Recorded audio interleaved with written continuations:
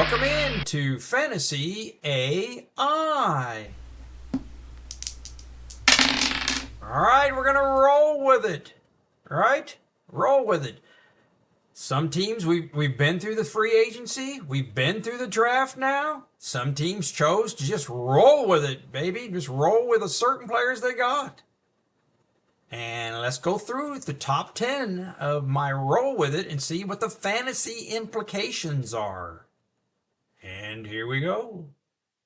Up first is Jameson Williams from Detroit.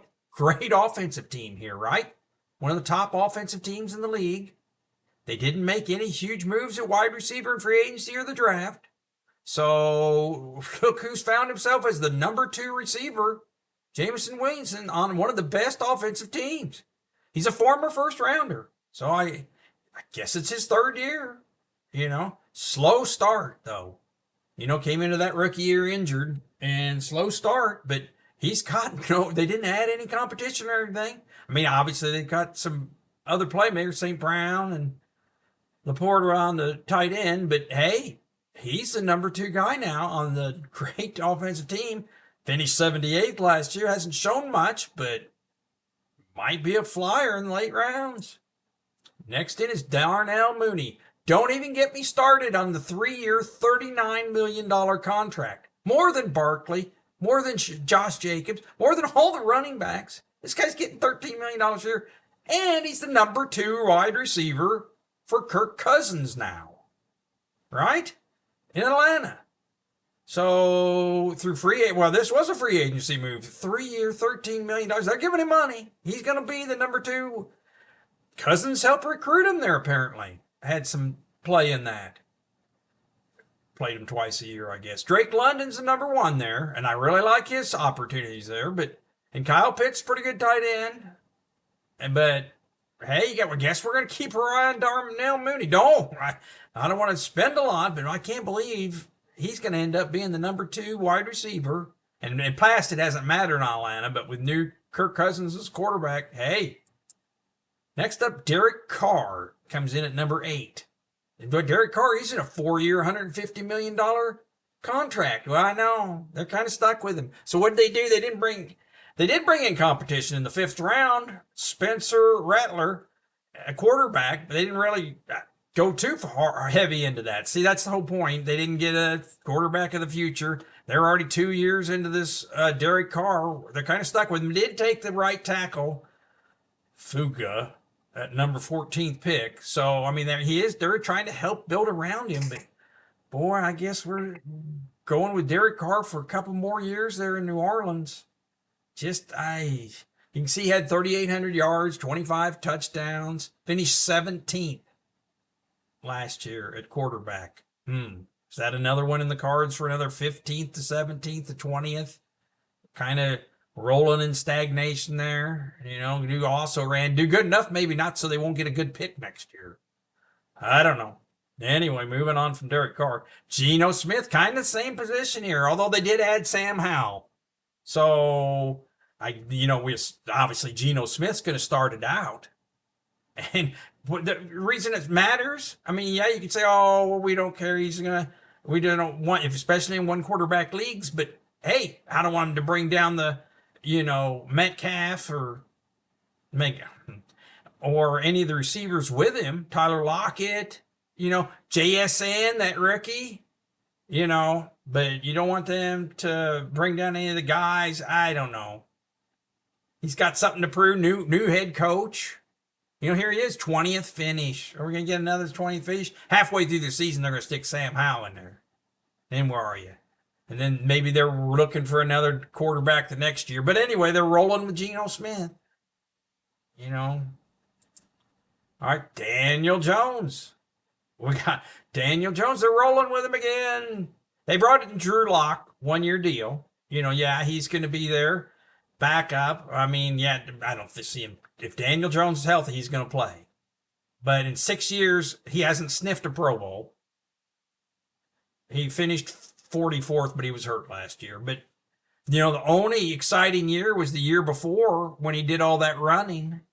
A little bit of, he finally kicked into the running gear and scored decent, but didn't score a lot. But hey, they're into this for a while. They did help with the neighbors at receiver, so hey, that's something, But Daniel Jones still there. Got Drew Lock possibly coming in, but stale. The Jags, Press Taylor. No, he doesn't even. I mean, yeah, he's an offensive coordinator, but Jacksonville, 13th. With all that, generational talent at quarterback with Trevor Lawrence, right? That's always heard. Well, 2 years ago they did pretty good. Last year they fell to the 13th in league in scoring in yards with all that firepower they had on offense, assuming, So I was surprised they kept him. They regressed 3 spots in the offense. Have Trevor Lawrence struggles, fumbles, interceptions, and everything that didn't work. They need to develop him. Now I'm tearing into. I mean, yeah, they did finish.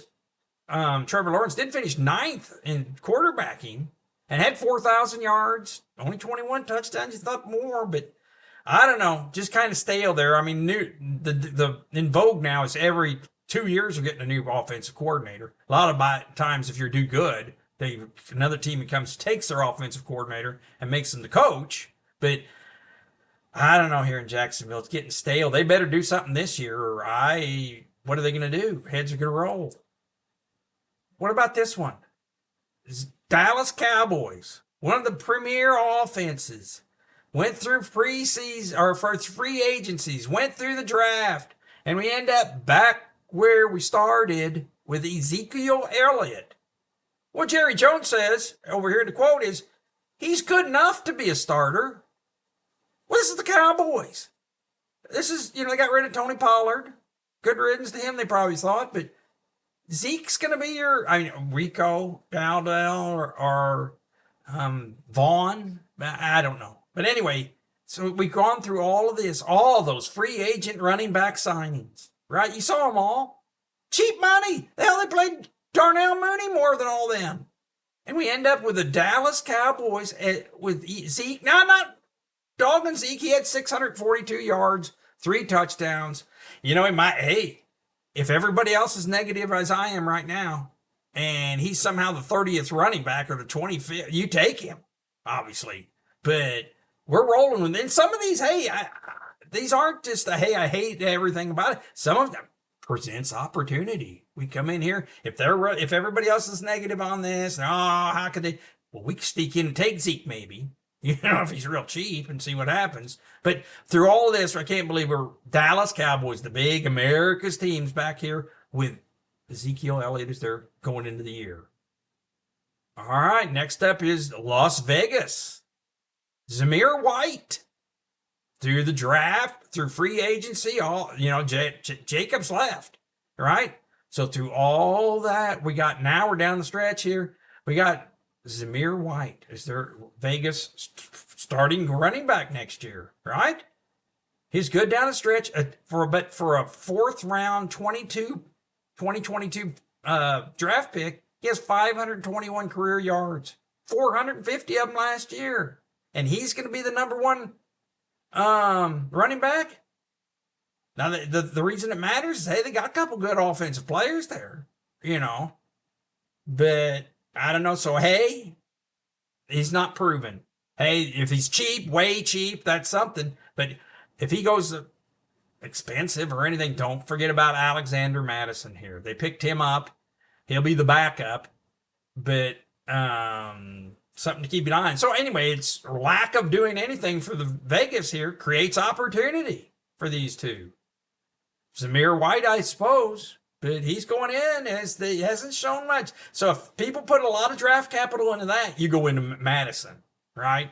Or if they don't even think about White and he drops and drops, then you could take him, and hope. Moving on. Gardner Minshew, his quarterback, huh? Vegas didn't make any moves at quarterback either. I guess they did. Brought in Gardner Minshew. That's right. And they've got Aiden O'Connell there that's going to compete with him.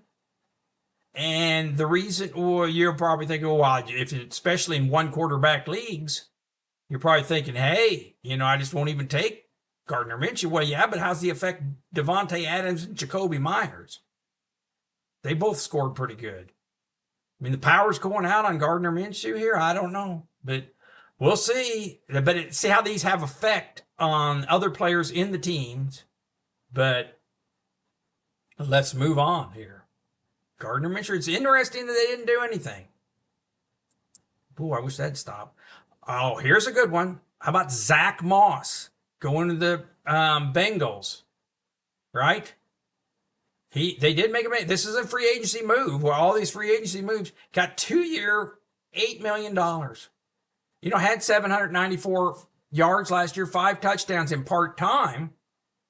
Last year with the Colts, showed flashes, and hey, he ends up the guy. That's what we're saying here. They didn't draft anything else to speak of. They didn't do anything else. I mean, he is the free agent move. They have Chase Brown there, still there. But I just looked right now. He is the ranked 27th right now for next year at running back. Consensus, I saw. What? They're giving me Joe Burrows, Jamar Chases, Bengals, a good offensive team. You're giving me Zach Moss at 27th? I'll take it.